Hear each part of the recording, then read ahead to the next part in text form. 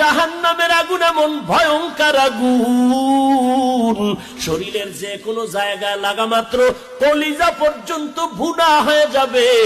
মদিনার নবী বলতেছেন 500 বছর দূর, ওই 500 বছর দূরের থেকে জাহান্নামের আগুনের গরমটা আসিয়া জাহান্নামীর শরীরের মধ্যে যখন লাগবে, জাহান্নামের আগুনের গরমে শরীরের চামড়াগুলো খসে খসে পড়ে যাবে। ওরে নবীর উম্মতের দল, চোখ দুইটা বন্ধ করে 1 মিনিট চিন্তা কর।